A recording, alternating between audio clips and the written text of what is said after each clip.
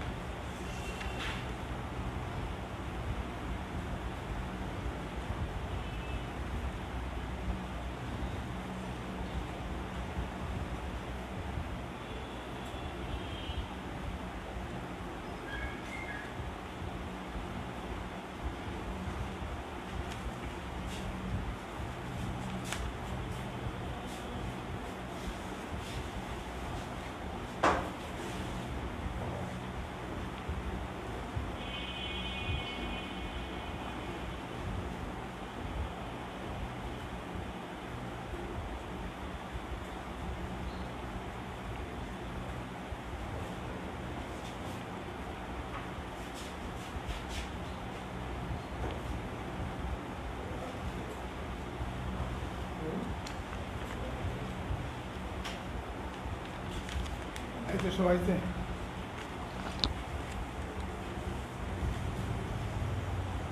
আর 2 minute বাকি আছে।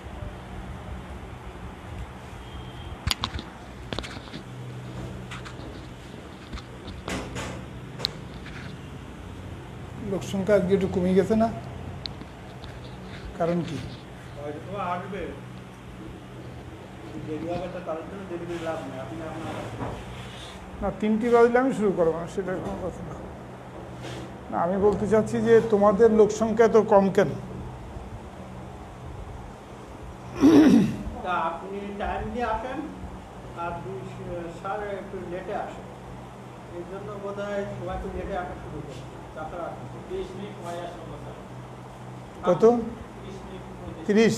আপনি শুধু টাইম, ওদের তো কাজ থাকে না, আমার তো শিডিউল করা, শনি রবি সোম 3 দিন আমার শিডিউল করা, তার বাইরে পা দেওয়ার কোনো সুযোগ নেই। তোমাদের 3টের থেকে 4টে, 4টে থেকে 6টা হচ্ছে হ্যাচারি, 6টার পরে হচ্ছে আমার অন্য কাজ। শনিবার রবিবার সোমবার 3 দিন একই কাজ, এই জন্য আমার কোনো অপশান নেই পিছনের।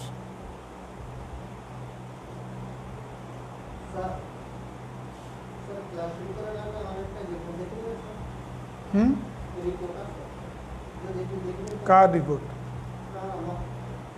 হ্যাঁ, দাও রিপোর্ট দাও।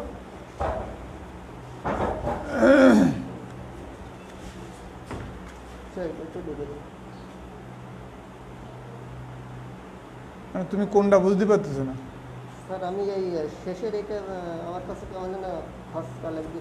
মানে এইগুলোর মানে বোঝো? এগুলোর মানে বোঝো? বনি থোরাক্স মানে কি বোঝো? স্যার বুকের এখানে। বনি থোরাক্স মানে কি? বুকের পাঁচ জায়গাটি, এই যে হাড়গোড়গুলো এইগুলো। ডায়াফ্রাম মানে ওই যে যে পর্দাটা বলছিলেন। হার্ট টু হার্ট লাংস ফিলার্সে এটার মানে হচ্ছে এই যে লাংসের মধ্যে যে শিরা প্রশিরাগুলো আছে, উপশিরার শিরাগুলো আছে, সেটা রক্ত চলাচল ঠিক আছে এবং সেগুলো একটু মোটা দেখা যাচ্ছে।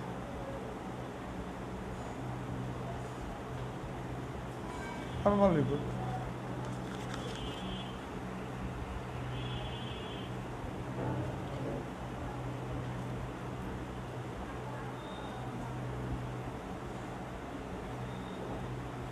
স্যার মার গলার কাছে এসে খুসখুস করতেছে, বেশ কয়েকদিন ওষুধ খাচ্ছে কিন্তু কম হচ্ছে।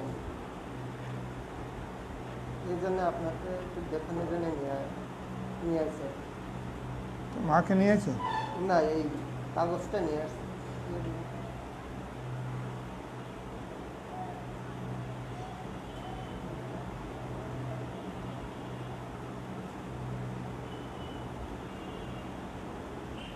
মার সমস্যা কি? স্যার বুক দিয়ে আর পিঠে এখান থেকে হচ্ছে ব্যথা করে, মানে চলাচল করলে ব্যথা করে, সে থাকলে কিছুক্ষণ নেই থাকে। আর হচ্ছে মাঝে মাঝে শ্বাসকষ্ট হয়। তোমার বাড়ি কোথায়? জিরোভান্তি। কালকে তোমার মাকে নিয়ে যাও আমার ওখানে। কটার সময়? কালকে যাও, দেখি বলে দেবো। কোন দিকে নিয়ে আসবো যদি বলেন? ওই চেম্বারে, আমার চেম্বার তো হাসপাতালের সামনে ওই জায়গায়। হ্যাঁ, ওখানে আসবো। কালকে তো রবিবার, একটু সকালে আসবো আর কি, 9টার দিকে আসবো। আচ্ছা।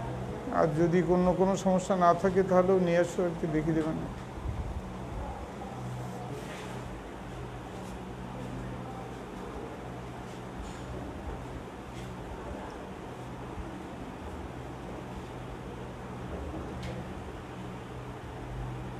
শোনো, তোমাদের 51 দাগ আছে। মাসকুলার টিস্যু কাকে বলে? Tissue epithelium tissue, connective tissue, muscular tissue, skeletal tissue, এরকম বিভিন্ন ভাগ আছে। এখানে শুধু মাসকুলার টিস্যু লিখছে। মাসকুলার টিস্যু মানে কি? এর নাম শুনলে বোঝা যায় যে মানুষের শরীরে যে হাড়ের গায়ে যে মাংসপেশিগুলো আছে, এইগুলোটাই পুরোটাই হচ্ছে যারা আমরা সংকোচন প্রসারণ করতে পারি আর কি, কন্ট্রাকশন হয় যেগুলো, সেগুলো সবই হচ্ছে মাসকুলার টিস্যুর ভিতরে পড়ে। মাসকুলার টিস্যুর একটা বিশেষ ধর্ম হচ্ছে এইটা যে মাসকুলার টিস্যু যদি না কাজ করে তাহলে তোমার বডি আর কোনো জিনিস কাজ করবে না আর কি। এগুলো ফিক্সড হয়ে গেলে, যেমন যাদের প্যারালাইসিস হয় তাদের মাসকুলার টিস্যু অকেজ হয়ে যায়, মানে মাসকুলার টিস্যুর মধ্যে দিয়ে যে নার্ভ ফাইবারগুলো যায় সেগুলো দুর্বল হয়ে পড়ে, প্যারালাইসিস হয়ে পড়ে। অবশ্য প্যারালাইসিস আর প্যারালাইসিস দুইটা আলাদা টার্ম আছে, এটা একটু না বুঝলে হবে না আর কি। একটা হচ্ছে প্যারালাইসিস আর একটা হচ্ছে প্যারালাইসিস। তাহলে এর মধ্যে পার্থক্যটা কি? একটা লোক এসে তোমাকে বলল যে আমি আমার ডান পাশ, বা আমার একটা রুগী আসলো এসে বললো যে আমার ডান পাশ আমি নাড়াচাড়া করতে পারছি না। তুমি পরীক্ষা টরীক্ষা করে দেখলে যে নাড়াচাড়া হচ্ছে না, এটাকে বলা হয় প্যারালাইসিস। তার মানে এই হাতটা যদি আমি ধরে ছেড়ে দিই দম করে পড়ে যাবে, এরকম করে ছেড়ে দিলে পড়ে যাবে, এটা হচ্ছে প্যারালাইসিস। তার মানে তার ভিতরে যে মাসকুলার টিস্যু এগুলো আর কোনো, আর যেগুলো প্যারালাইসিস সেগুলো হচ্ছে উইকনেস অফ দ্য মাসেল। তার মানে মাংসপেশিগুলো কাজ করে ঠিকই, কিন্তু মাংসপেশিগুলো দুর্বল, বেশি ভালো কাজ করতে পারে না আর কি, উইকনেস হয়ে পড়ছে আর কি। এইগুলো সাধারণত স্ট্রোকের রুগী যারা, বিশেষ করে ব্রেন স্ট্রোক হয় যাদের, সেরিব্রাল স্ট্রোক বা ব্রেন স্ট্রোক হয় যারা, হার্ট স্ট্রোক হলেও হতে পারে, এরকম যাদের আছে তাদের সাধারণত এটা হয়।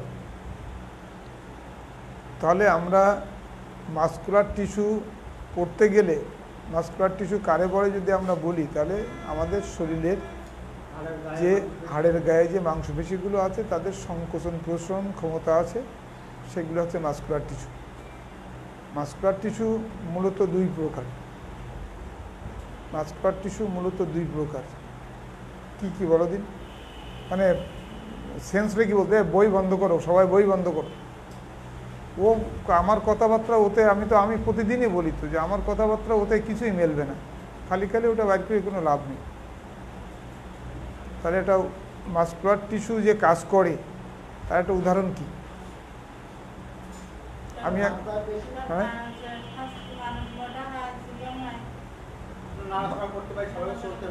নাড়াচাড়া করতে গেলে স্বাভাবিকভাবে চলতে পারে। আমি একদিন একটা ঘুষি মারলাম, এটা হচ্ছে মাসকুলার টিস্যুর অ্যাক্টিভিটি। আমার হাত যদি না ওঠে তাহলে কারোর ঘুষি মারতে পারবো না।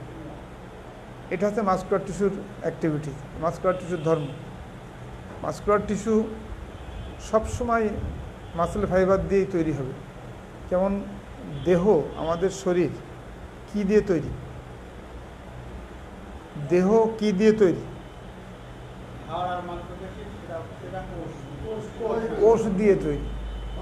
Millions and millions of cell, এই মিলিয়নস অফ সেল এইগুলো টিস্যু তৈরি করে। যেমন ছোটোবেলায় যারা সমাজবিজ্ঞান পড়ছে তারা জানে যে কতকগুলো ঘর মিলে একটা পাড়া হয়, না বাড়ি না, কতগুলো ঘর নিয়ে একটা পাড়া হয়, কতগুলো পাড়া নিয়ে একটা মহল্লা হয়, কতগুলো মহল্লা নিয়ে একটা ইউনিয়ন হয়, কতগুলো ইউনিয়ন নিয়ে একটা উপজেলা হয়। এগুলো হচ্ছে গিয়ে আমাদের মাসকুলার টিস্যুর ধর্ম। মাসকুলার টিস্যুর ধর্ম মানে যে এইটা যখন কোনো কাজের মধ্যে আসবে তখন আমরা দুইভাবে এর কাজ করতে পারবো আর কি। দুইভাবে মানে একটা হচ্ছে ঐচ্ছিকভাবে, মানে আমি ইচ্ছাকৃতভাবে, আরেকটা হচ্ছে অনৈচ্ছিকভাবে, তাই না? একটা হচ্ছে ভলান্টারি মুভমেন্ট, একটা হচ্ছে নন ভলান্টারি মুভমেন্ট। যেমন আমি হাতের এই মাংসপেশিটা আমি আমার ইচ্ছা মতো নাড়াচাড়া করতে পারি, কিন্তু আমাদের প্রস্রাবের যে স্প্রিংটার আছে, ইউরিথ্রাল যে স্প্রিংটার আছে, সেটা কিন্তু আপন ইচ্ছায় নড়ে। যেমন কার্ডিয়াক মাসেল, হার্টের মাংসপেশি আমরা নিয়ন্ত্রণ করতে পারি। আমরা যদি বলি এখন হার্টের ফাংশন বন্ধ করে দেবো, তাহলে কি হবে? হার্ট তার কাজ আপন ইচ্ছে করবে। ওইগুলো হচ্ছে অনৈচ্ছিক মাসেল। ইন্টেস্টাইনের যে মাসেলগুলো আছে, ইন্টেস্টাইনের মাসেলগুলো তুমি কন্ট্রোল করতে পারবে না। পেটের ভিতরে যে পেরিস্টালসিস হয়, এটা কি তুমি বন্ধ করতে পারবে? বন্ধ করতে পারবে না। এগুলো হচ্ছে ইনভলেন্টারি মুভমেন্ট। মাসেল ফাইবারের দুইটা কথা মনে রাখতে হবে। একটা হচ্ছে যে মাসেল ফাইবার দিয়ে আমরা সমস্ত কার্যকলাপ করি, আমাদের অ্যাক্টিভিটিগুলো করি আর কি। এবং সবসময় দুইটা জিনিস আমাদের এতে মনে রাখতে হবে আর কি। একটা জিনিস হচ্ছে মাসেল টিস্যু ফাইবারগুলো যদি কোনো সময় নষ্ট হয়ে যায় বা যদি কোনো সময় কার্যক্ষমতা হারাই ফেলে, তখন ওই মানুষের বেঁচে থাকা খুব কঠিন। কারণ প্যারালাইসিস হয়ে গেলে কিংবা উইকনেস হয়ে গেলে ওই মাসেল ফাইবার আর কোনো কাজ করবে না। তো এর মধ্যে মাসেল ফাইবারের যে ইনভলেন্টারি মুভমেন্ট যেগুলো আছে আর কি, ইনভলেন্টারি মুভমেন্ট মানে যেটাকে আমরা কন্ট্রোল করতে পারি না। যেমন পাকস্থলীর মাংসপেশি আমরা কন্ট্রোল করতে পারি না, হার্টের মাংসপেশি আমরা কন্ট্রোল করতে পারি না। আমরা কন্ট্রোল করতে হাত, এই স্কেলেটাল মাসেল বা স্মুথ মাসেল বলা হয়। স্কেলেটাল মাসেল আমরা নিজের ইচ্ছা মতো কন্ট্রোল করতে পারি। এটাকে কারোর মারতে যাওয়ার সময় আমি হাত থামাও দিতে পারি। এইগুলো হচ্ছে মাংসপেশির ক্রাইটেরিয়া। আর কি করে মাংসপেশি? আর মাংসপেশি তৈরি করে যেমন অ্যাডিনোসিন ট্রাইফসফেট, এডিপি বলা হয়। এডিপিগুলো তৈরি করে মাসেলের ভিতরে। মাসেলের ভিতরে যে সেলগুলো আছে সেই সেলগুলো আমাদের এনার্জি তৈরি করে। সেই এনার্জি সেলের ভিতরে মাইটোকন্ড্রিয়া হচ্ছে গিয়ে, নিউক্লিয়াস আছে, সাইটোপ্লাজম আছে।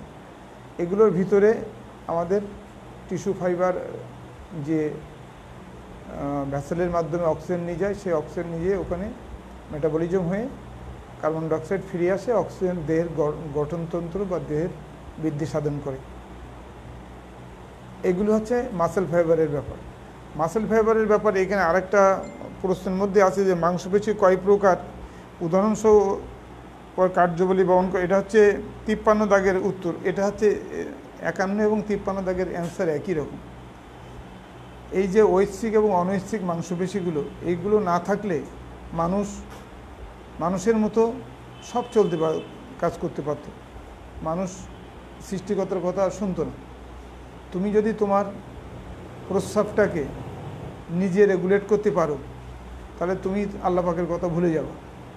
কারণটা কি, যে আমি এক একটা অর্গানিক সিস্টেমটাকে তুমি নিয়ন্ত্রণ করো।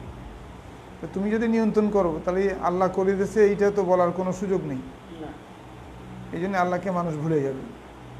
এই জন্য সে কিছু কিছু জিনিস রেখেছে যেগুলো আমি ছাড়া কেউ কন্ট্রোল করতে পারবে না। সবার ভিতরে, আমাদের হিন্দু ধর্ম বলে যে সবার ভিতরে ঈশ্বর বিদ্যমান, যে তাকে ডাকে সেই পায়। তার মানে ঈশ্বর সব সৃষ্টির মাঝে আছে এবং সমস্ত মানুষের মাঝে বিরাজমান বিধায় মানুষের ভালোবাসতে হবে। ভালোবাসতে বলেছে আর কি, মানুষকে মানুষের ক্ষতি করতে বলে নাই, মানুষকে মানুষের ভালোবাসতে হবে। জীবে প্রেম করে যেজন সেজন ছেলেতে ঈশ্বর, স্বামী বিবেকানন্দর কথা। অতএব এই জিনিসগুলো থাকতো না, আমাদের এই জিনিসগুলো আছে বিধায় আমরা আজও পর্যন্ত উপরওয়ালাকে বিশ্বাস করি, এবং সে পারে না এখনও কোনো কাজ নাই। এই জন্যে কিছু কিছু জিনিসের অ্যাক্টিভিটিসটা সে হাতে রেখে দিয়েছে। যেমন যখন কোনো মন্ত্রণালয় তৈরি হয়, আমাদের দেশে যদি একটা মন্ত্রী পরিষদ তৈরি হয়, তাহলে মন্ত্রী পরিষদ বিভাগ বলে একটা বিভাগ আছে, তারাই ডিসিশন নেয়। সেখানে প্রধানমন্ত্রী আলাপ করে আর কি, যে কাকে কাকে মন্ত্রী বানানো যেতে পারে। এটা প্রধানমন্ত্রীর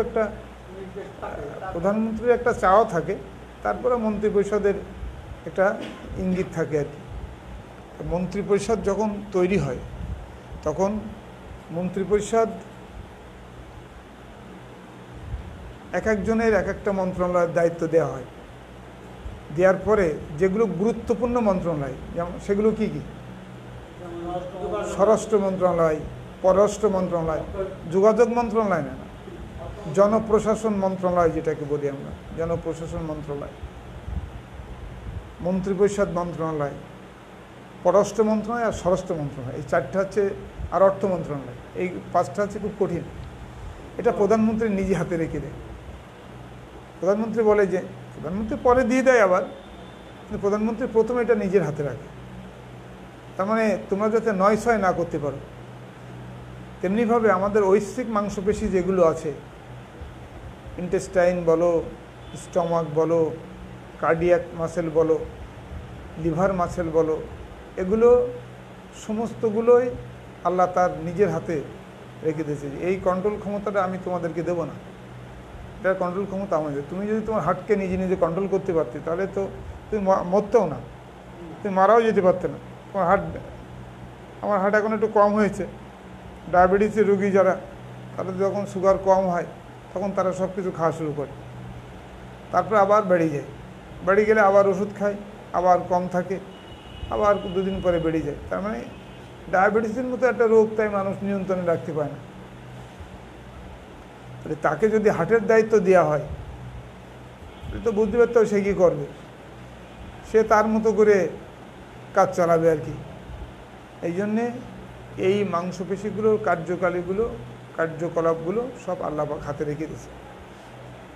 আমরা এই প্রসঙ্গে আরেকটা কথা বলতে পারি আর কি, সেটা হচ্ছে মাংসপেশির ধর্ম শুধুমাত্র সংকোচন প্রসারণ না, মাংসপেশির ধর্মর মধ্যে এডিপি তৈরি করা, তারপরে এনার্জি তৈরি করা, তারপরে সেল গঠন করা, এই সবগুলো পড়ে, এই সব গঠনগুলো ওর ভিতরে আসে আর কি, মাংসপেশির ভিতরে আসে।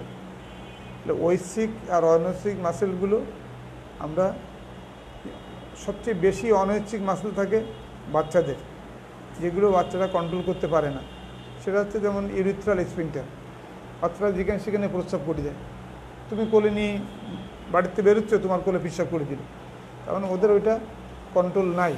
কিন্তু তুমি কন্ট্রোল করতে পারো যে আমি এই এখন প্রস্রাব চেপেছে, আমি এখন করব না, 2 ঘন্টা পরে করব। কথা বোঝা গেছে?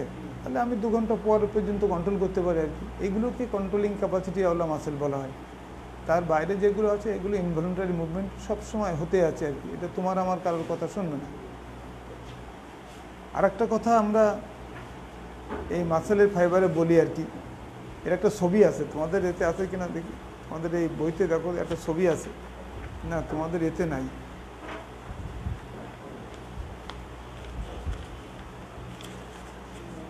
না, এতে নাই,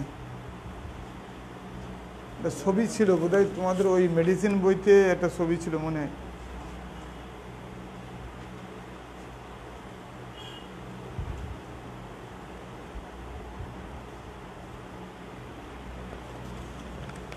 না, এতে ছবিটা নেই।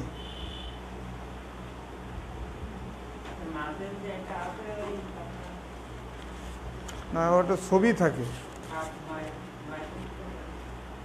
না না না না, ওর একটা ছবি থাকে। ছবিটা কোন বইতে যেন আমি দেখেছিলাম।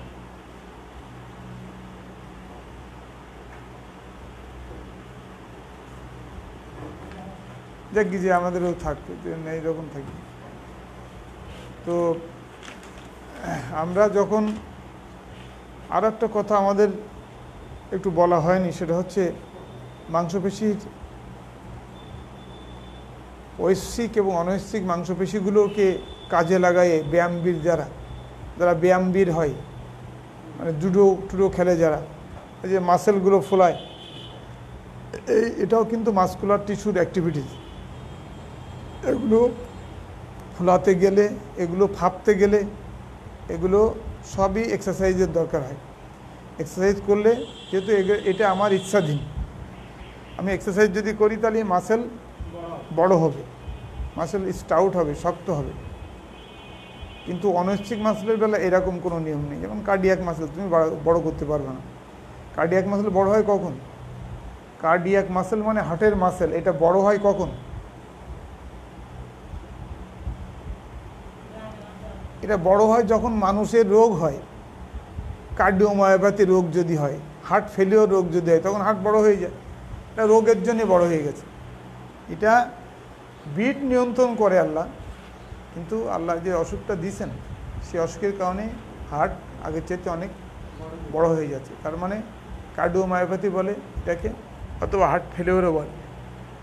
হার্ট ফেলিওর হলে আমরা একটা এক্সরে করলে বুঝতে পারি যে বুকের ভিতরে হার্টটা অনেক বড় হয়ে গেছে, তো কলসের মতো হয়ে গেছে আর। যেমন অনৈচ্ছিক, আরও যে অনৈচ্ছিক মাংসপেশিগুলো আছে, যেমন এটা ব্লাড ভেসেল, তুমি কি নিয়ন্ত্রণ করতে পারবা? এই যে আমাদের শরীরের ভিতর দিয়ে রক্ত প্রবাহিত হচ্ছে, এটা কি তুমি ইচ্ছা মতো বন্ধ করতে পারবা? তুমি এখানে বান্ধি রাখতে পারো, কিন্তু চলাফেরা করবে। এমনি রক্ত চলাচল বন্ধ রাখার জন্য আমরা কিছু কিছু বাঁধন দিই। সেটা কিসের বেলায়? যদি সাপে কামড়ায়, তখন আমরা অনেক সময় দড়ি দিয়ে হাত বাঁধি বা পা বাঁধি। কোথায় বাঁধতে হয় জানো?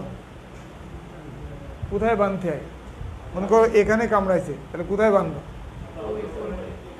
এখানে কামড়াইছে, কোথায় বাঁধবা? না, মানে 3 জন তো 3 রকম দেখাচ্ছ, তাহলে তো হবে না। এক একজন করে বলতে হবে, তুমি এখানে কামড়ালে কোথায় বাঁধবা? এখানে বান্ধন দেওয়া না, ও বলছে এখানে কামড়াইছে, ও বলেছে এখানে কামড়াইছে, এখানে বাঁধবো। তুমি কোথায় বাঁধবা? ও বাঁধবে এইখানে, আর তুমি কোথায় বাঁধবা? কিন্তু আসল বাঁধবে কোন জায়গায়? এই জায়গায়। কারণটা কি? হ্যাঁ,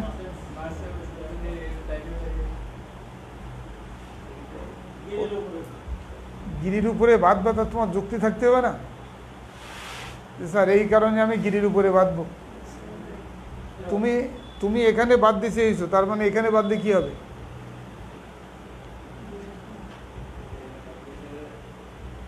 মানে বাঁধন তো যেখানে খুশি সেখানে দিলে হয়। মাথায় কামড়ায়, তাহলে কোথায় বাঁধন দেবো? গলায়। আসলে বাঁধনের নিয়ম হচ্ছে যেখানে সিঙ্গেল বোন আছে, কারণ এখানে যখন তুমি বাঁধবা তখন দুটো হাড়ের মধ্যে দিয়ে তো ব্লাড ভেসেল রয়েছে, তাহলে তো রক্ত চলাচল বন্ধ হবে না। এই কারণে এখানে বাঁধতে হবে, পায়েও তাই, এরকম জায়গায় বাঁধতে হবে। মানে সিঙ্গেল বোন হলে এখানে বাঁধন দিলে কত মিনিট পর পর, কত সেকেন্ড পর পর এইটাকে আবার খুলতে হবে। তার মানে তুমি যদি এমন বাঁধন বাঁধলে যে আর রক্ত চলাচল করছে না, তখন তো হাত গ্যাংগ্রিন হয়ে যাবে, হাত পচে যাবে। এই জন্য 30 সেকেন্ড পর পর ওটা আবার লুজ করতে হবে, করে আবার বাঁধতে হবে। এরকম করে ডাক্তার পর্যন্ত যা লাগবে, ওঝাদের পর্যন্ত না, ডাক্তার পর্যন্ত আসবে। প্রশ্ন হচ্ছে ওঝাদের কাছে গেলে কি মানুষ বাঁচে না? হ্যাঁ, যারা ওঝা কাদের বলে? যারা বিষ ঝাড়ায় তাদেরকে ওঝা বলে। তাদের কাছে গেলে কি কেউ ভালো হয় না? তাদের কাছে গেলে অনেকে ভালো হয়, ভালো হয়েছে। ডাক্তারের কাছে আসলে অনেকে মারা যায়। ব্যাখ্যাটা কি? ডাক্তারের কাছে আসলে 2-1 মারাও যায়, 2-1 মানে অনেকেই মারা যায়। কিন্তু আর নাকি কবিরাজের কাছে গেলে, ঝাড়ফুঁক দেয় যারা, ওঝা যারা, তাদের কাছে গেলে কেউ মরে না।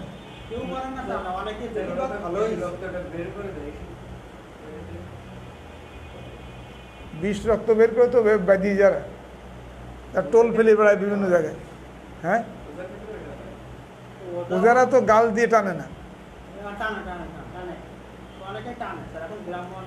অনেকেই টানে, কিন্তু আসলে তারা তো ঝাড়ায়। এখানে যদি কামড়াইতে তো এখান থেকে এরকম কেউ ঝাড়াই নিয়ে আসে।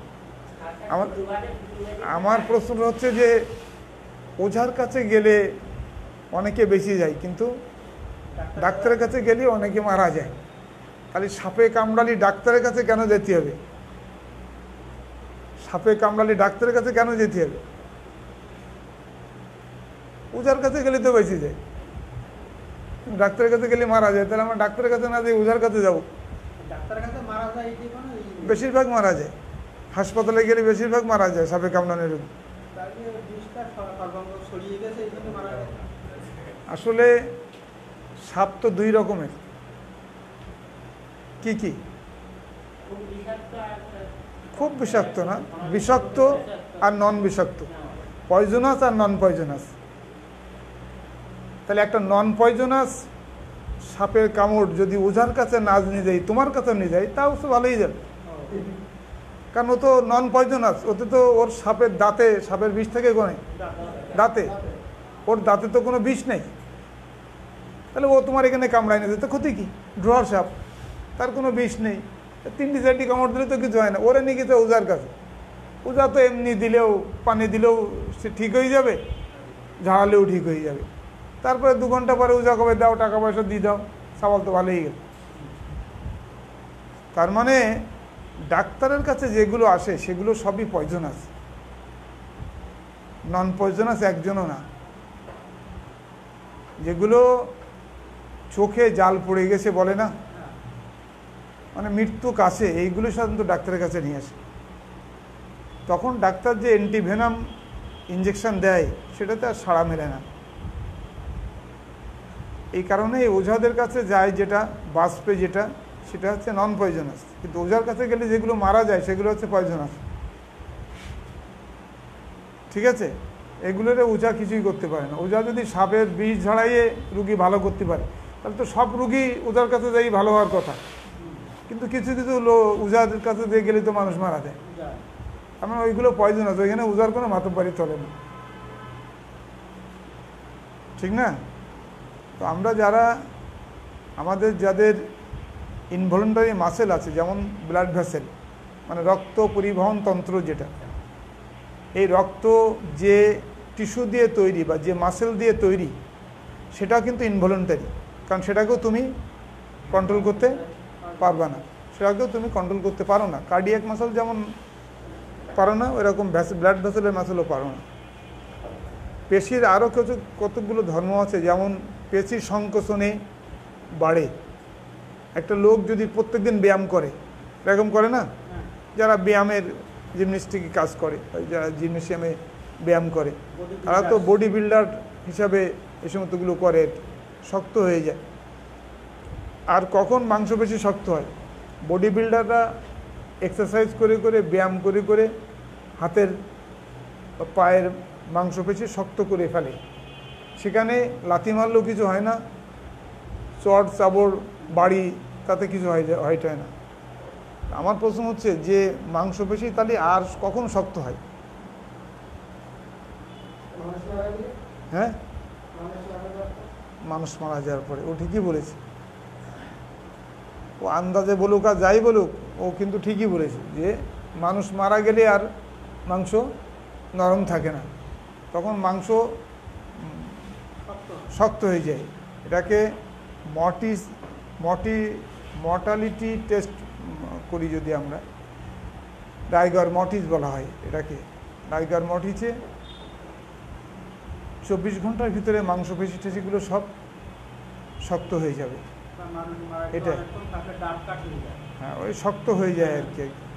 এটা ঐচ্ছিক মাংসপেশি আর অনৈচ্ছিক মাংসপেশি, এইগুলো হচ্ছে পার্থক্য, এইগুলো হচ্ছে কাজ মাংসপেশির, এইগুলো হচ্ছে ধর্ম। অন্য আর কোনো ক্রাইটেরিয়া নাই। তবে আমরা যদি সংকোচন প্রসারণ না করি, হাত পা যদি না নাড়াচাড়া করি, তাহলে আমাদের ব্লাড ভেসেলও যেমন চলাফেরা করবে না, তেমনি মাংসপেশিগুলো পুষ্ট হবে না। মাংসপেশির মধ্যে দিয়ে যে রক্ত চলাচল করবে সেগুলো ঠিকমতো পুষ্টি সরবরাহ করবে না আর কি। তাতে মাসেল উইকনেস হয়ে যাবে, লেথার্জি হয়ে যাবে, দুর্বল হয়ে পড়বে, এই সমস্তগুলো হবে আর কি। মাংসপেশিতে এর বেশি আর তোমাদের কিছু জানার দরকার নেই। আর একটা জিনিস জানতে হবে, সেটা হচ্ছে মাংসপেশিতে আমরা যখন ইঞ্জেকশন দিই, তখন অনেকে আছে এখানে একটা ইঞ্জেকশন দেবে, হাত এরকম করতে বলে না, এরকম করেন, তার মানেটা কি? এরকম করলে কী লাভ? না, শক্ত হয় ঠিক না, স্কিনটা টান হয়ে যায়। স্কিনটা টান হয়ে গেলে সুচটা ঢুকাইতে সুবিধা হয়। যদি এরকম করে রাখো তাহলে এখানে লুজ থাকে, একটা লুজ স্কিনের মধ্যে দিয়ে যখন তুমি সিরিঞ্জের নিডেল ঢুকাবা, তখন নিডেলটা বেঁকে যেতে পারে। কিন্তু যখন তুমি এরকম করে নেবা, তখন এই জায়গাটা, এই স্কিনটা টান থাকে, টান থাকলে সুচটা ফুটাতে সুবিধা হয়। যেমন সুচ ফুটানোর, মানে একটা অন্য প্রসঙ্গে চলে আসলাম, সুচ ফুটানোটা এত গুরুত্বপূর্ণ কেন? সুচ ফুটানোটা তো যে কেউ পারে, আর ফুটাবো তো আমি পরের গায়ে, আমার নিজের গায়ে তো না। তাহলে আমার এত দরদ আসার দরকার কি? ওটা ধরতে পারে, ওইটা কোনো কথা না। কারণ নিডেল যদি ব্লাড ভেসেলের পরে পড়ে, তাহলে একটু রক্ত আসতেই পারে, এমন কোনো সমস্যা না। আমার প্রশ্ন হচ্ছে যে আমরা কী যেন বললাম,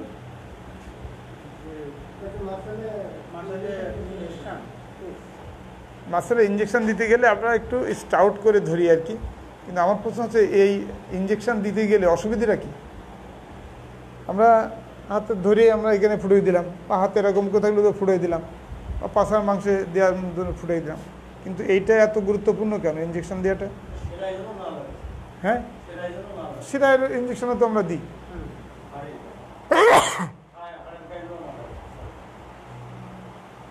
হাড়ের গায়ে যেন না লাগে, এটা একটা অসুবিধা হতে পারে, যে যদি সুচ বেশি করে ঢুকাও, তাহলে তোমার যদি কোথায় কোন মাসেলে দিচ্ছ এটা হিসাব না থাকে, তাহলে সুচটা অনেক সময় বড় হয়ে হাড়ের গায়ে লাগতে পারে। তা আমার, হ্যাঁ, বাতাস শূন্য হতে হবে, এটা হচ্ছে ইম্পর্টেন্ট কথা। ইঞ্জেকশনটা দেওয়া গুরুত্বপূর্ণ এইখানে, যে জন্য বাতাস না থাকে, ওই সিরিঞ্জের মধ্যে যেন বাতাস না থাকে। তা তুমি হাত এরকম করে দাও আর এরকম করে দাও, সিরিঞ্জের মধ্যে যেন বাতাস না থাকে। বাতাস থাকলে, বাতাস যদি মাসলের মধ্যে চলে যায়, তাহলে ওখানে ইডিমা হয়ে ফুলে পাকতে পারে। আর হাড়ে লাগলে তো পাকার সম্ভাবনা বেশি, অস্টিওমাইলাইটিস হতে পারে, পাকার সম্ভাবনাও বেশি থাকে। এই জন্যে মাংসপেশিতে ইঞ্জেকশন দেওয়া খুব সহজ, আবার খুব কঠিনও। বিশেষ করে কোমরে ইঞ্জেকশন দেওয়াটা একটু কঠিন, কারণ ওটা কোন পাশে দিচ্ছ তুমি, আপার অ্যান্ড আউটার কোয়াড্রেন্টে দিতে হবে আর কি। মানে গ্লুটিয়াল মাসেলটাকে যদি 4 ভাগ করি, তাহলে ডাইন পাশের নিচের অংশের বাইরের সাইডে ওটা দিতে হবে। তার মানে এই জিনিসটা হচ্ছে এরকম, এইটা যদি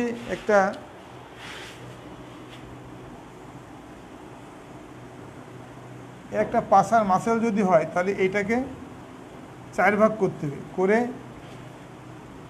আপার অ্যান্ড আউটার কোয়াড্রেন্ট, তার মানে এইটা অথবা এইটার বাইরের পাশ থেকে, তার মানে আমি এই 2 জায়গায় ইঞ্জেকশনটা দেবো আর কি। এখানে দিতে পারি, এখানে দিতে পারি, ঠিক আছে।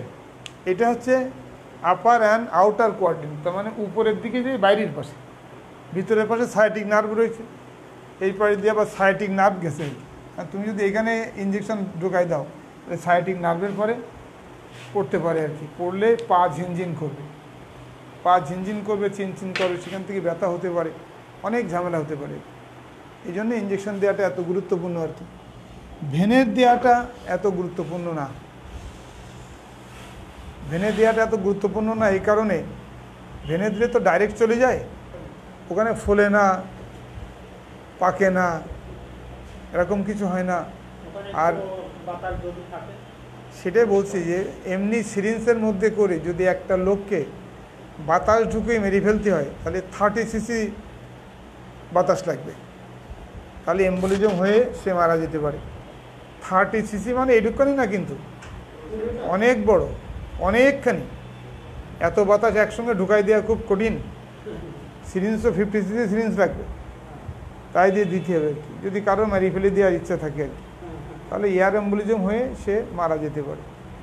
যাই হোক, আমরা যখনই মাংসপেশিতে হোক বা শিরায় হোক ইঞ্জেকশন দিতে যাব, তখন আমরা আমাদের জিনিসগুলোকে খেয়াল করে দেবো আর কি। 1, 2 হচ্ছে কিছু কিছু ইঞ্জেকশন আছে যেগুলো অটোমেটিকই বলা হয় যে ডিপ মাসেলে দেওয়ার জন্য, পাশার এইখানে দেওয়ার জন্য, এগুলোকে অটোমেটিকই বলা হয়। যেমন পেনিসিলিন গ্রুপের ওষুধ, ট্রডলিন গ্রুপের ওষুধ, বা কোনো সেফটি একজন ইঞ্জেকশান, এসবগুলো মাংসে যদি দিতে চায় তাহলে এখানে দিতে হবে, গভীরে দিতে হবে, তাহলে লোকাল ইরিটেশনটা কম হয় অনেক মাংস থাকার কারণে, যে কারণে তার ব্যথাটা কম হয়, ব্যথাটা কম পায় আর কি। তা নাহলে যে কোনো হাতের এখানে দিলে ওটা বড় হয়ে যাবে। এইগুলো মোটামুটি এটুকুনি তোমরা জেনে রাখো আর কি। স্যার, এটা একটা প্রশ্ন ছিল, জীবকোষের ছবি সহ বর্ণনা দিতে, জীবকোষের কোনো ছবি দেওয়া নেই। আসলে আমি সায়েন্সের ছাত্র না বলে আমি জীবকোষ কেমন এটি আমি জানি। জীবকোষ মানে একটা গোলাকার কোষ, সবসময় এরকম, এর মধ্যে এটা হচ্ছে নিউক্লিয়াস, এইটা হচ্ছে সাইটোপ্লাজম, আর এর ভিতরে এই হচ্ছে মাইটোকন্ড্রিয়া। এই হচ্ছে একটা কোষের ছবি, বাংলা হিসাব তো আমরা 7-8 পড়েছি। আমাদের তো মাস্টার ভালো বলতে পারবে, বইতে আছে, বইতে সবই আছে, বইতে নেই এমন কিছু নেই, বইতে সবই আছে, কিন্তু কেউ পড়ে না। এখন আবার কি বলি বেরিয়েছে নাকি অ্যাসাইনমেন্ট না কি কয়, হ্যাঁ, সে মানেটা কি, বাড়ি বসে দেখে দেখে লিখে জমা দিতে হবে, বোঝেন? আমরা ছেলেপিলিগুলোর কোথায় নিয়ে যাচ্ছি। আর সবচেয়ে বড় কথা হচ্ছে ক্লাস 3-তে যে পড়ে তারও অনলাইনে দেখতে হবে, তারও একটা মোবাইল কিনে দিতে হবে। সে তো সারাদিন ভিডিও দেখে, লেখাপড়া করে না, লেখালেখি করে না, সারাদিন। আমার এক বন্ধু আছে, তার নাতি ছেলেরে 5-এ পড়ে, তার মোবাইল কিনে দিতে হয়েছে, সে এখন লেখাপড়া করে না, সারাদিন এই করতে। তাহলে কি উপকার করেছে সরকার? এখন কত দেখি দেখি লেখো, আর 2 দিন পরে বলবে তোকে লিখতে হবে না, তুই আইসে হাজিরি দিয়ে যা, সার্টিফিকেট দেওয়া পাস। এই হচ্ছে, এই হয় প্র্যাকটিক্যালি। তো এমনি যখন ক্লাস হতো তখনই ফাঁকি দেওয়ার প্রবণতা বেশি, যখন ক্লাস হতো তখনই ফাঁকি দেওয়ার প্রবণতা ছিল। আর এখন তো বাড়ি বসে, তারপরেও একটা কথা আছে, কি কথা বলেন? তারপরে ওই যে দেখি দেখি লেখা, এর মধ্যে একটা মজা আছে। মজাটা কি? সবাই হাতের লেখা, APJ আব্দুল কালামের হাতের লেখা তো মোটেই ভালো ছিল না, মিসাইল ম্যান বলা হয়।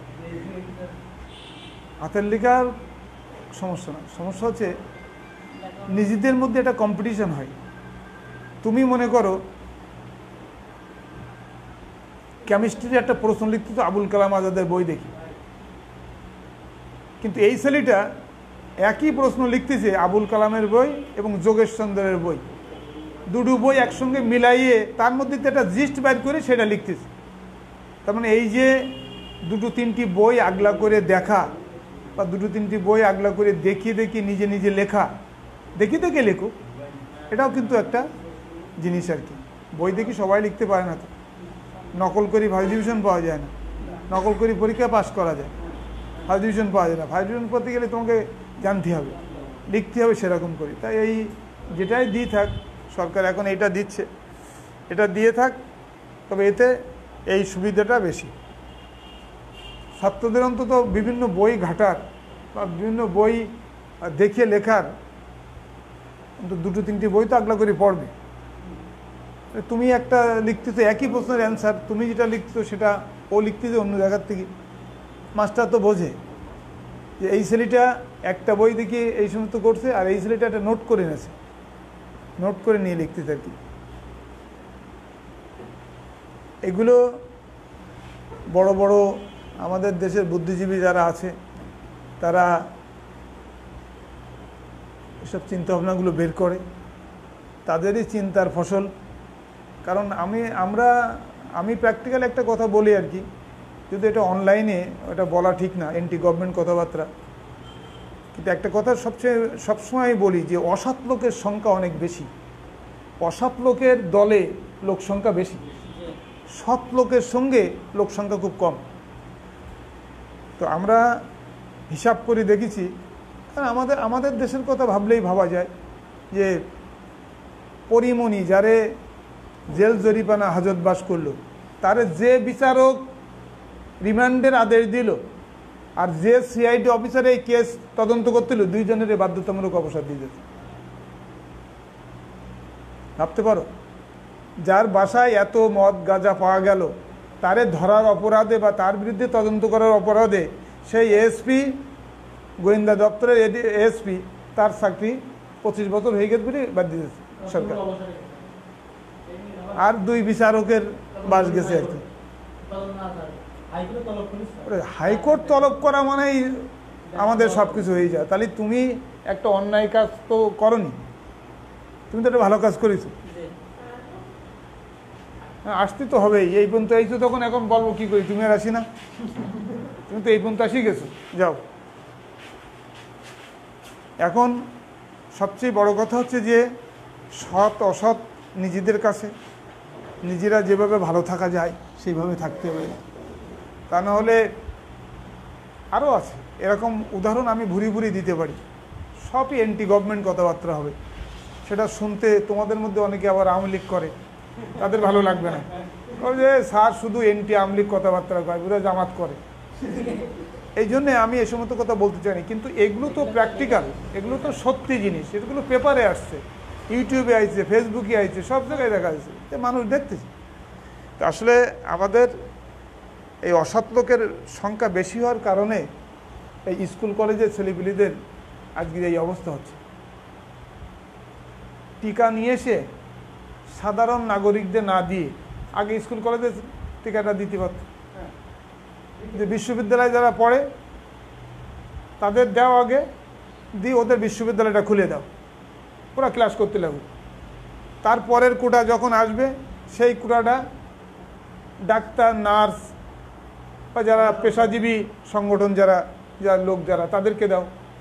কারণ 18 বছরের উপরে ছাড়া তো দেওয়া যাবে না, তো 18 বছরের নিচে তো সবাই হাই স্কুলে পড়ে, কলেজে 2-1 পড়ে, কিছু করার নেই তো।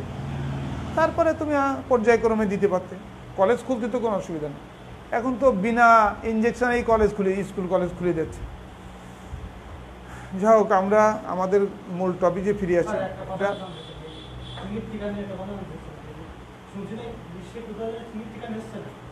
না, এটা তো তুমি যেরকম বলতে শুনতেছি আর কি, তুমি তো দেখোনি। না না, এই সমস্ত কথাবার্তা বললে হবে না তো। কারণ হচ্ছে যে সিনোফার্মের যে টিকা, সেটা বাংলাদেশ সরকার চীন থেকে আমদানি করছে, 30 লক্ষ ডোজ ফ্রি দিছিল, বাদ বাকিরা তারা কিনে নিচ্ছে আর কি, আমাদের দেশ কিনে নিচ্ছে। সরকার যে একটা পরীক্ষিত জিনিস পরীক্ষা দিয়ে প্রমাণ না করে নিলে সরকার কি তাই কিনতেছে? না, এটা তো এইটা বললে তো যারা কোভিশিল্ড নিছিল আর কি, আমরা যারা কোভিশিল্ড নিছিলাম ইন্ডিয়ান ভ্যাকসিন প্রথম যখন আমরা নিই আর কি, তাতে তো 65%-এর কথা বলা হয়, 65 থেকে 70%-এর কথা বলে। আসলে কোনো টিকাই তো 100% না। তুমি হয়তো শুনেছো যে সিনোফার্মের টিকা হতে পারে একটু কাজ কম হতে পারে, এটা হতে পারে। এটা আসলে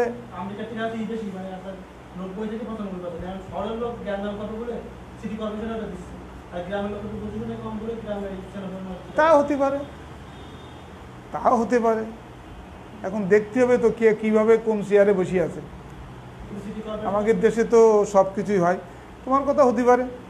ওই পাড়াগার ভূতচুতা তোরা তো বোঝে না, ওকে যা পারিস তাই দিয়ে পানি সানি দিয়ে মেরি দিয়ে টাউনি যারা থাকে ভদ্রলোক তাকে একটু ভালো দেখিয়ে দেয়, হতেও পারে। অনেকে তো মন্তব্য করে যে ভার্সিটি বা স্কুল কলেজ এসবগুলো খুলতেছে না মানে আন্দোলন হবে, তাই আন্দোলনের সরকারের বিরুদ্ধে যাবেন, তার চেয়ে স্কুল বন্ধ তো, কলেজ বন্ধ করে রাখ, ভার্সিটি বন্ধ করে রাখ, এই অজুহাতে অন্তত আমরা কদিন ক্ষমতা চালাইনি, হতেও দেবে। আমাকে ওসব নিয়ে ভাবার দরকার নেই, আমাকে ক্লাস করতে হবে, সেটি বড় কথা। তবে আমরা 65 থেকে 70% কোভিশিল্ডের ভ্যাকসিনে লেখা ছিল আর আমি জানি। এখন ইন্ডিয়া তো দাবি করে যে আমাদের কোভিশিল্ড সবচেয়ে ভালো ভ্যাকসিন, এবং দ্বিতীয় ঢেউ যেটা সেকেন্ড ওয়েভ ডেল্টা ভ্যারাইটি যেটা, সেটাও নাকি কোভিশিল্ডে বেশি রেসপন্স করে। এক একজনের এক এক রকম থিওরি আর কি। যাই হোক, তারপরে আমরা উদার গহ্বরের বর্ণনা। উদার গহ্বর মানে কি? গহ্বর মানে কি? গর্ত, পেটের গর্ত, তার মানে পেটের মধ্যে কি আছে না আছে এইগুলো সম্পর্কে একটা ধারণা। তা তোমরা বই না দেখিয়ে নিজেরা বলো যে পেটের মধ্যে কি কি থাকে, উদার গহ্বরের মধ্যে কি কি থাকে। এই তুমি ওটা বন্ধ করো, কি কি থাকে? লিভার থাকে,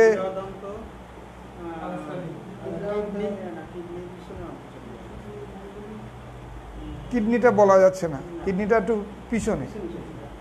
উদার গহ্বরের মধ্যে পাকস্থলী প্রথমে, ডায়াফ্রামের নিচের থেকে ভাবো আর কি, পাকস্থলী, তার ডাইন পাশে লিভার পিত্তথলি, বাম পাশে স্প্লিন বা প্লিহা, তারপরে স্মল ইন্টেস্টাইন আর লার্জ ইন্টেস্টাইন। বাংলা হিসাব স্মল ইন্টেস্টাইনের 3টা পার্ট, তাই না? বলেছিলাম না? কি কি? সবাই বই দেখে কিন্তু কেউ বলতে পারে না। তাহলে তোমরা তো শোনোও না, বাড়ি যে বইও আগলা করো না, এখানে এসে একটুখানি বই আগলা করে দেখাও যে স্যার আমরা কত পড়তে, দেখো। বেসিক্যালি তো তোমরা কিছু মনেও রাখো না, কিছু শোনোও না। আমি তো তোমাদেরকে এই ক্লাসটা না নিলেও, এই ক্লাসটা আগে ছিল, এই যে small intestine, stomach, small intestine, large intestine, এগুলো যে বা যারা পড়াই থাকে, আমি হয়তো একটা পড়াইছিলাম আর অন্য লোক না, আমি পড়াইনি, অন্য স্যারেরা পড়াইছে। তাহলে স্মল ইন্টেস্টাইনের কটা অংশ, এগুলো তো তোমাদেরকে জানতে হবে। স্মল ইন্টেস্টাইনের কটা অংশ? আজিজুল, ও আজিজুল, স্মল ইন্টেস্টাইনের কয়টা অংশ?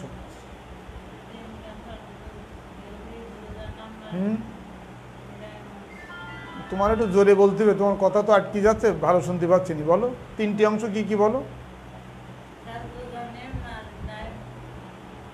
না না, 3টা অংশ ঠিক আছে, কিন্তু নামগুলো হচ্ছে না। নাম বলো। প্রথমটার নাম কি? হ্যাঁ, ডিউডেনাম, প্রথম অংশের নাম। তারপরে জেজুনাম, সেটা হচ্ছে আইলিয়াম, বা আইলিয়াম যে যাই বলে আর কি। এটা হচ্ছে স্মল ইন্টেস্টাইনের 3টা অংশ। আর লার্জ ইন্টেস্টাইনের বৃহদন্তর কি কি ছিল? ট্রান্সফার না, ট্রান্সফার মানে তো আমার বদলি করে দিলে। Transverse, caecum, ascending colon, transverse colon, descending colon, sigmoid colon, rectum, anal canal. খুব সহজ জিনিস মনে রাখলি। তোমরা যে বাড়ি দিয়ে পড়ো না, এই আছে তার একটা প্রমাণ। তোমরা যে বাড়ি দিয়ে বই পড়ো না, আমি তো বলেছি ডাক্তার হওয়ার জন্যে বই পড়ার দরকার নেই। শুধু যারা ডাক্তারি করে খাবে এই চিন্তা আছে, তারা শুধু আমার কথাগুলো শুনবে, তাহলে গ্রামে যেই 2 পয়সা করি কমে খাতে পারবা। আর যদি বলো যে না ফার্মেসির লাইসেন্স নেব, ওই নার্সিংয়ের একটা সার্টিফিকেট নেব, এই সমস্ত নিয়ে করি কমে খাবো, তাদের আমার কথা না শুনলেও চলবে, কোনো সমস্যা নেই। যারা ডাক্তারি করে খাবে তাদের আমার কথাটা শুনতে এবং আমার কথাটা মনে রাখতে হবে। তোমরা তো কিছুই মনে রাখতে পারো না। পেটের সে 9 ভাগও তো তোমাকে মনে নেই। হ্যাঁ, মনে আছে? তাহলে বলো দিন দেখি, ওই যে 7 নম্বর ঘরের নাম কি, আর 7 নম্বর ঘরে কি কি থাকে, আর কি থাকে? 7 নম্বর ঘরের নাম কি? সেটা তো বুঝলাম, অ্যাপেন্ডিক্স, কিন্তু 7 নম্বর ঘরের নাম কি? আচ্ছা, ওইখানে আমি একটা পয়েন্টে খুব ব্যথার কথা বলেছিলাম, ম্যাকবার্নিস পয়েন্ট। এরকম আর একটা জায়গা আছে, কিন্তু সেটা ওই প্রসঙ্গেই মনে পড়লো আর কি। মারপিস সাইন বলে। এই যে 9 কোস্টাল কার্টিলেজ, যেটা মানে পাজরা কাঠির আর কি 9 নম্বরটা, ওইখানে চাপ দিলে যদি পিত্তথলিতে ব্যথা করে, তাহলে বুঝতে হবে যে ওর কলেসিস্টাইটিস হয়েছে, বা পিত্তথলিতে পাথর হয়েছে, বা পিত্তথলিতে কোনো ইনফেকশন হয়েছে। এইটার 9 নম্বর। আরে বাবা, 9 নম্বর মানে পাজরা কাঠি 9 নম্বর কান, ওই নম্বর 9 না। পাজরা কাঠির 9 নম্বর কান যেখানে, সেই কান 9 নম্বরের পয়েন্টে যদি আমি চাপ দিই, ঠিক এরকম জায়গাটা হবে। এখানে চাপ দিলেই যদি সে ব্যথার কথা বলে, তাহলে বুঝে দেবে তার পিত্তথলিতে কোনো সমস্যা আছে, ইনফেকশন হতে পারে, পিত্তথলিতে পাথর হতে পারে, পিত্তথলিতে টিউমার হতে পারে। এটার নাম হচ্ছে মারপিস সাইন। এই 2টা সাইন মনে রাখতে, একটা হচ্ছে ম্যাকবার্নিস পয়েন্ট, একটা হচ্ছে বা ম্যাকবার্নিস সাইনও বলা যায়, আর একটা হচ্ছে মারপিস সাইন। এই দুটো হচ্ছে মনে রাখার জন্যে, এই কারণে যে তোমার ডাক্তারি করে খাওয়া, তাই না? সে তো তোমাকে বেসিক জিনিসটা জানতে হবে। ডান পাশের এই জায়গায় যে অ্যাপেন্ডিক্স থাকে, অ্যাপেন্ডিক্স বাদে তো সিকামও থাকে, মহিলাদের ফ্যালোপাইন টিউব থাকে, ওভারি থাকে। অতএব কত কি হতে পারে তার ঠিক নেই। আবার এখান থেকে কিডনির থেকে ইউরিটা চলে আসছে, তাতে কোনো পাথর হতে পারে অনেক কিছু। এগুলো তোমাদেরকে একটু জানতে হবে আর কি। এগুলো জানলে মোটামুটি ডাক্তারিটা করিয়ে খেতে পারবে।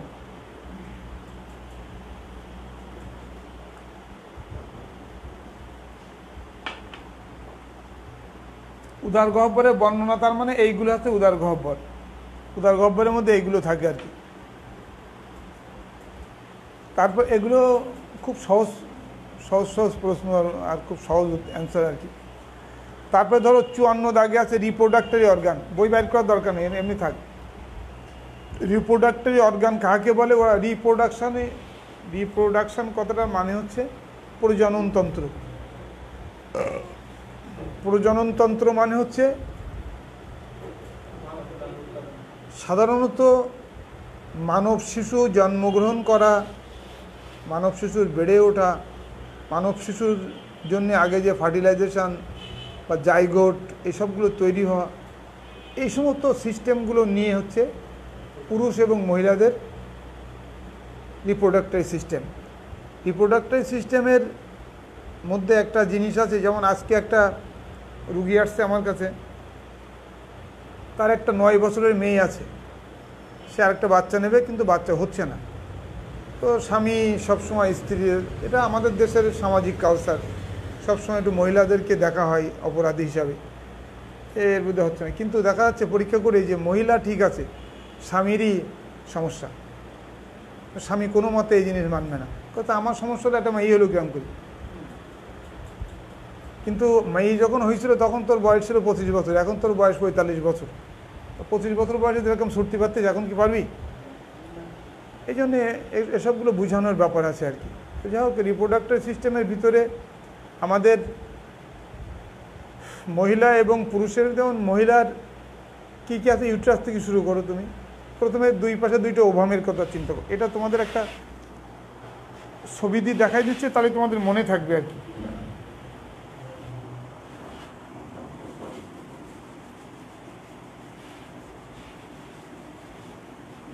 21 সাল পড়লো সেদিন না, আজকে মাসের 9 তারিখ, এই 9 মাস চলে আসছে।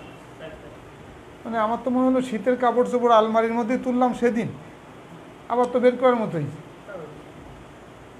এইটা রিপ্রোডাক্টরি সিস্টেমের ভিতরে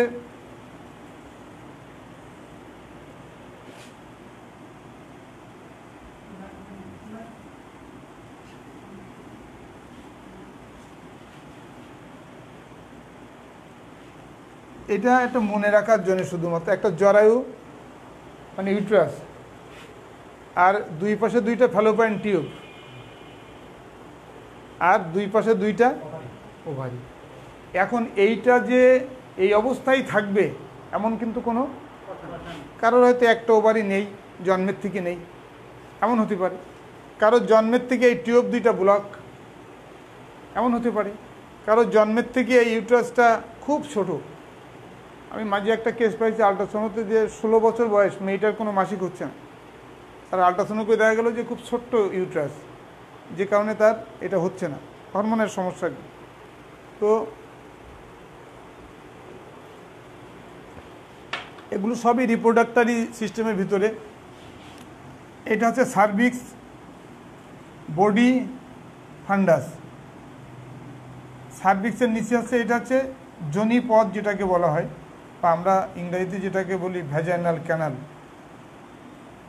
ভ্যাজাইনাল ক্যানাল, এটা হচ্ছে ভ্যাজাইনাল ক্যানাল। তার মানে এখানে দুইটা বাল্বের মতো আছে আর কি, যেটাকে আমরা ল্যাবিয়া মেজরা বলি, ওর ভিতরেরটাকে ল্যাবিয়া মাইনরা বলা হয়। এখানে থাকে ক্লাইটোরিস, তারপরে সার্ভিক্স, তারপরে ফান্ডাস, বডি, দুই পাশে দুই ফ্যালোপিয়ান টিউব, ওভারি। এইটা হচ্ছে মহিলাদের রিপ্রোডাক্টরি সিস্টেমের বর্ণনা। এখন এইটা হচ্ছে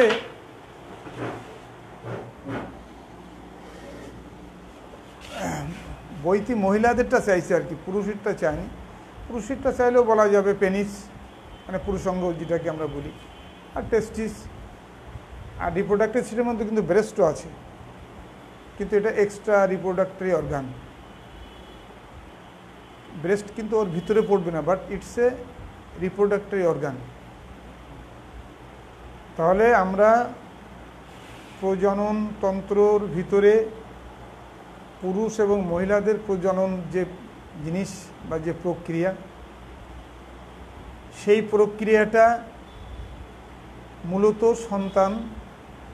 সন্ততি উৎপাদনের সিস্টেম বা ব্যবস্থা। এখানে যা কিছু দিয়েছে আর কি, আল্লাহ পাক যা কিছু দিয়ে সৃষ্টি করছে, প্রত্যেকটারই কিন্তু ফাংশনাল, প্রত্যেকটারই ফাংশন আছে আর কি। এটা বোঝা যায় কখন, এই যে এদের ফাংশন আছে, এটা বোঝা যাবে কখন। এরা ধরো এখন বুঝবে না, কারণ এদের বয়স বিলো 30 আর কি। কিন্তু যখন মাসিক বন্ধ হয়ে যায়, আমরা বলি মেনোপজে আসছে আর কি, 45 বছর বয়সে, তারপরে তাদের হাত পা জ্বালা পোড়া, এটা কমন রোগ। মহিলাদের 45 বছরের পরের বা 50 বছরের পরের মহিলাদের যদি তোমার কাছে চিকিৎসা নিতে আসে, হাত পা জ্বালা করতেছে, মেজাজ খিটখিটে, ভালো ঘুম হয় না, কারোর কথা ভালো লাগে না, গায়ে অসহ্য, এই সমস্তগুলো কমপ্লেন তাদের থাকে, শুধু এই হরমোনের কারণে। এটা কিন্তু এই বয়সে এই হরমোনটা দেখা দেয় না, কারণ হরমোন নর্মাল লেভেলে আছে। ওই সময় গেলে ওভারিগুলো ছোটো হয়ে আসে, হরমোনগুলো কমতে থাকে আর কি।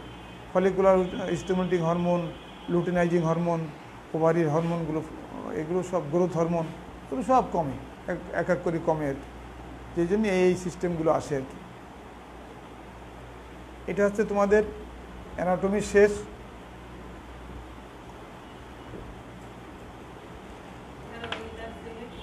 এখন হ্যাঁ,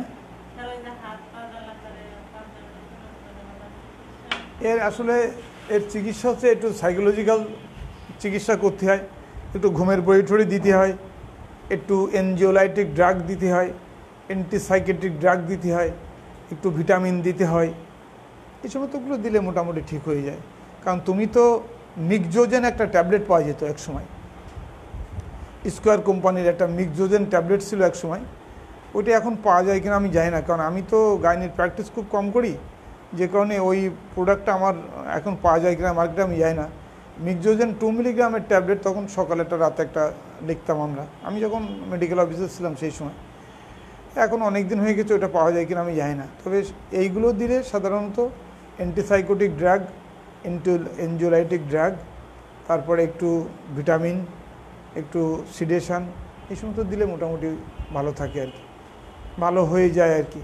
আর 45 বছরের পরে তো সবচেয়ে বড় সমস্যা হচ্ছে হাড়ের ক্যালসিয়াম কমে যায়। তো ক্যালসিয়াম আমাদের শরীরে যেটুকুনি থাকে 10 মাইক্রোগ্রাম মনে হয় পার লিটার অফ ব্লাড, নাকি এরকম যেন কি 10 না কত যেন ক্যালসিয়ামের লেভেল। এই ক্যালসিয়ামটা কম হয়ে যাওয়ার কারণে ওই মাথায় ব্যথা, হাঁটুতে ব্যথা, চলতে পারে না মানুষ। আসলে 55 বছরের পরে আর বেশি থাকা ঠিক না। প্রত্যেকটা মানুষের 55 বছরের ভিতরে মরে যাওয়া উচিত, তা নাহলে এর পরের জীবনটা খুব কষ্টের জীবন। যদি ওয়াইফ না থাকে তাহলে তো আরও কষ্টের, আর ওয়াইফ থাকলে দুইজনের কষ্ট শেয়ার করা যায়, কিন্তু ওয়াইফ না থাকলে তার কষ্ট আরও বেশি।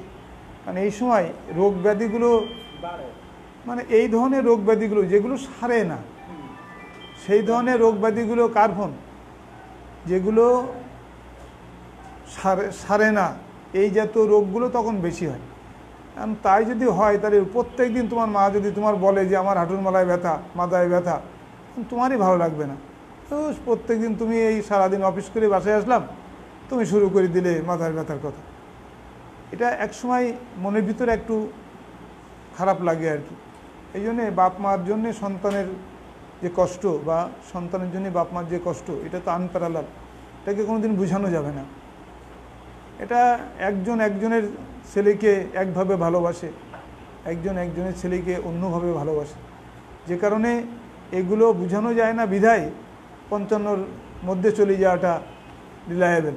ওই সময় চলি তো তোমাকে যেতেই হবে, তুমি তো দুদিনের জন্য আইছো, দুদিনের মুসাফির। আমার চেম্বারটাই বেশিরভাগ সময় কারেন্ট থাকে না, কারণ এখন ওই মিস্ত্রি আবার কনস্ট্রাকশনের কাজ করছে। মানে আমার ঘর মালিক যিনি, উনি ওখানে 2তলা না 3তলা ফাউন্ডেশন করে বিল্ডিং করবেন, ক্লিনিক করবে, প্যাথোলজি করবে, বিশাল আইটেম নিয়ে সে শুরু করেছে আর কি। এর জন্যই বেশিরভাগ সময় কারেন্ট বন্ধ রাখতে হয়, বন্ধ রাখে মিস্ত্রিরা কাজ করে। আমার কাছে যে সমস্ত লোকজনগুলো আসে, 2-1 রুগীপত্র বলে যে স্যার বড্ড গরম। তা আমি বলি যে শোনো বাবা, এমন একটা জামার নাম করো যে জামার কোনো পকেট নেই, সেটা কিন্তু তোমারে পরাই দেবে। আর মাটির নিচে যেতে হবে, সেখানে কোনো এসিও নেই, কোনো ফ্যানও নেই, 40 পা যেতে পারবো না, প্রশ্ন শুরু হয়ে যাবে। এসবগুলো একটু ভাবো, তাহলে দেখবা গরম লাগতেছে না। আমি বলি আর কি, আমি প্র্যাকটিক্যালি একটু রসিকতা করিয়ে বলি আর কি, যে তাহলে দেখবে তো গরম লাগতেছে না। আসলে জামা একটা পরাই দেবে, তার তো কোনো পকেট নেই। আছে কাপড়ের পকেট আছে? কোনো মিস্ত্রি বানাতে পারিছে আজ পর্যন্ত কাপড়ের পকেট? তো ধন সম্পদ, টাকা পয়সা কিছুই যাবে না, যাবে তো যেতে তো মাটির নিচে, সেখানে গরম লাগবে না, কিন্তু কোনো ফ্যান এসি টেসি কিচ্ছু নেই। সেই জীবনের কথাটা একবার ভাবলি তো এই গরমটা কোনো গরমই না। আমরা তো এটা ভাবি না যে মানুষ দিনের ভিতরে 3 বার মৃত্যুর চিন্তা করে, সে কোনো অন্যায় কাজ করতে পারে না। আর অন্যায় কাজ করে কোনোদিন টিকে থাকা যায় না, এটা মনে রাখবা। সাময়িক চলে, খুব ভালো চলে। অন্যায়, অধর্ম, অত্যাচার এই সমস্ত করে সাময়িক চলে এবং খুব ভালো চলে, সবসময় চলে না। এর সবচেয়ে বড় প্রমাণ এরশাদ শিকদার। খুলনার 83 ছিল, কি করেনি সে? দুধ দিয়ে গোসল করা পর্যন্ত করছে সে, যেটা কোনো মানুষের পক্ষে সম্ভব না, তাও তো সে করছে। আজ কোথায় গেছে সে? কিন্তু সে যাদেরকে মেরেছিল তারা কিন্তু বহাল তবিয়তে বেঁচে আছে এবং ভালোভাবে বেঁচে আছে। এই জন্যে অন্যায় বেশি দিন থাকে না। রাত যত গভীর হয়, ভোর তত আগায় আসে। এটাই কিন্তু মানতে হয়। এটাই কিন্তু জীবনেরও শিক্ষা হচ্ছে এইটা, যার যত বেশি কষ্ট এখন তার আস্তে আস্তে কষ্ট কেটে যাবে আর কি। যাই হোক, তোমাদের ধর্মগ্রন্থ পড়ালে হবে না, পড়াতে হবে অ্যানাটমি, কিন্তু অ্যানাটমির তো আর প্রশ্ন নেই। এই এই যে সেল, এই যে সেলগুলো তোমার পড়াতে হবে না। হ্যাঁ হ্যাঁ, এটা 23 থেকে 28 তোমার কিচ্ছু না, শুধু ওই একটা মাস্টারমশাই জীবকোষের একটা ছবি আঁকাই, ওর মধ্যে কী কী থাকে একটু বলেন দিন।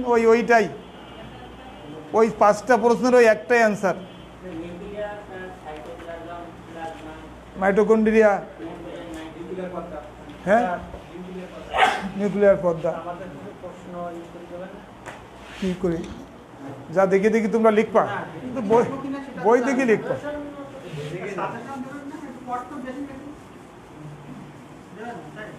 না রে বাবা, এর তো কোনো সাজেশন হয় না। আমি তোমাকে একটা কথা বলি, শোনো, প্র্যাকটিক্যাল জিনিস যেটা, সেটা হচ্ছে যে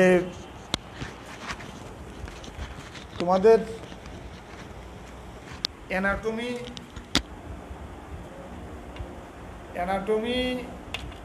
দিয়ে কোনো ডাক্তারি তোমাদের না আছে। তোমাদের ডাক্তারি শুরু হচ্ছে মেডিসিন দিয়ে। এই অ্যানাটমির পরে ফিজিওলজি আছে, ফার্মাকোলজি আছে, প্যাথোলজি আছে, জুরিসপ্রুডেন্স আছে, কিন্তু তোমাদের দরকার হচ্ছে মেডিসিন, যেগুলো আসলে আমি তখন যে আলোচনা করবো, যেগুলো কমন রোগ সেগুলোর ট্রিটমেন্ট আমি দিয়ে দিই আর কি। সেটা বইয়ের সঙ্গে মিলবে না, সেগুলো তোমরা লিখে নেবে। এখনও যারা তোমাদের এই ব্যাচের মধ্যে, এরকম ব্যাচ থেকে যারা ক্লাস করে গেছে আর কি, তারা অনেকে এখন ফোন করে আমার কাছে জিজ্ঞাসা করে যে স্যার এই সমস্যা এই দিছি, তো এই হচ্ছে, কি করা যায় আর কি। অনেকে ফোন করে বা যারা প্র্যাকটিস করে, আমিও তো অনেকের কাছে ফোন করি আর কি। আমাদের পুরো গ্রুপে না, আমার ক্লাস টেনশন আছে অনেক। আমি নিজে একটা সমস্যায় পড়ে গেলে যখন কোনো সলিউশন পাই না, তখন আমি আমার বন্ধু আছে, ও গফরগাঁও, মনোহর গফরগাঁও এক বন্ধু আছে আমার, বাড়ি ওখানে আর কি, তার সঙ্গে আমার খুব ভালো সম্পর্ক। তাকে ফোন করছি, তো এইটা তো এই করিলাম, এই ছিল, এই করলাম, হচ্ছে না, তো তুই একটা সলিউশন দিতেন কী করা যায়।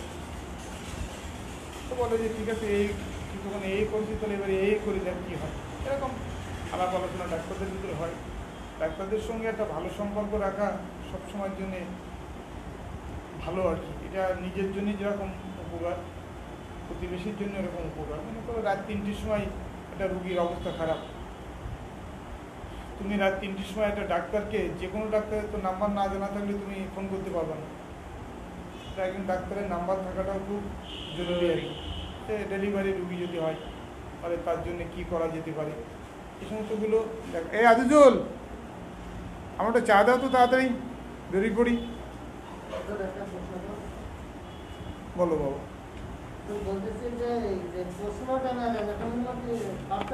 বুঝলাম না। হ্যাঁ, পোস্টমর্টেম আর এর মধ্যে পার্থক্য কি? তো হাজারো, মানে এ তো তোমার প্রশ্ন করা হয়েছে মানে অন্য টাইপের।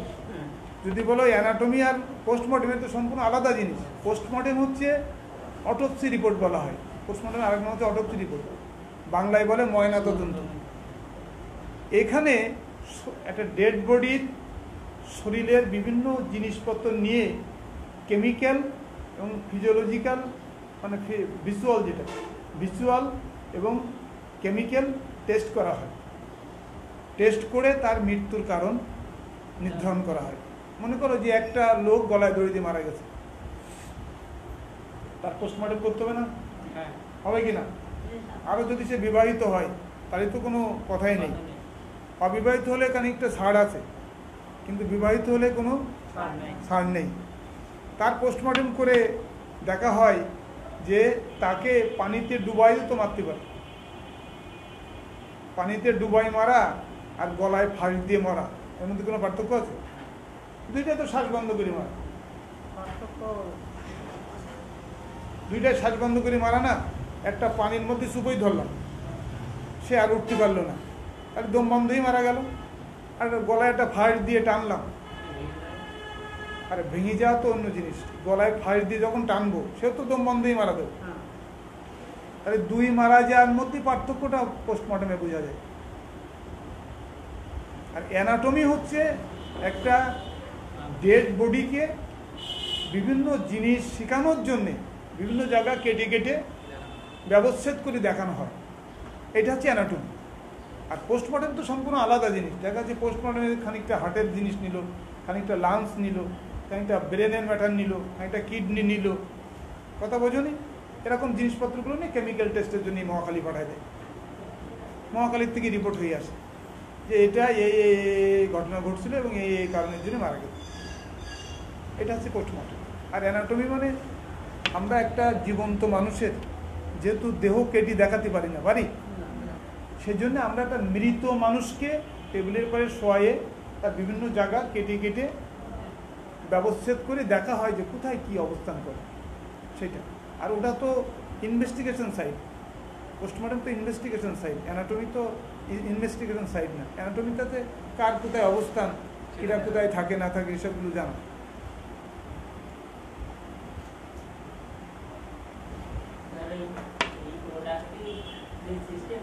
হুম,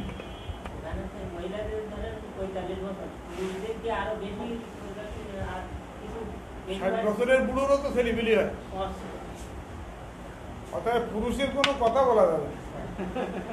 পুরুষের বেলায় কোনো কথা নেই। দেখা যাচ্ছে 60 বছর বয়স বেটা মানুষ, বৌমনি গেল আবার বিয়ে করেছে, তারও বেটে বাচ্চা আমাদের কাছে আসছে, আমার কাছে রেকর্ড আছে, এই যে নাম ধাম লেখা আছে। অর্থাৎ পুরুষের কোনো হরমোন তো তৈরি হয় না। এটা হচ্ছে পুরুষেরও একটা 40-45 বছর পরে গেলে হরমোন, টেস্টোস্টেরন হরমোন কমে আসে আর কি। কিন্তু এমন কমে না যে বাচ্চা কাচ্চা বন্ধ হয়ে যাবে। আমার মনে হয় তো 60 বছর পর্যন্ত ইজি ধরা যায়, 60 বছর পর্যন্ত রিপ্রোডাক্টিভ পিরিয়ড ধরা যায় ইন কেস অফ মেল। তবে যদি আপনারা মনে করেন যে সবগুলোই সব কিছুর মতো ঘটবে, আসলে কিছু কিছু ব্যতিক্রম তো থাকতেই পারে, এটা কোনো কারণের মধ্যে আনা যাবে না। কিছু কিছু যে ব্যতিক্রমধর্মী ঘটনা থাকে বা ব্যতিক্রমধর্মী কাজকর্ম হয়, এটা কিন্তু ব্যতিক্রমী, সেটা স্বাভাবিকভাবে মেলানো যাবে না। যেমন 45 বছর বয়স হলে একটা মহিলার মাসিক বন্ধ হয়ে যায়, এটা আমরা জানি, কিন্তু অনেক সময় দেখা যায় 46, 47 বা 50 বছরেও মেয়েদের মাসিক হতে পারে। এরকম এগুলো ব্যতিক্রম ধর্মী হবে।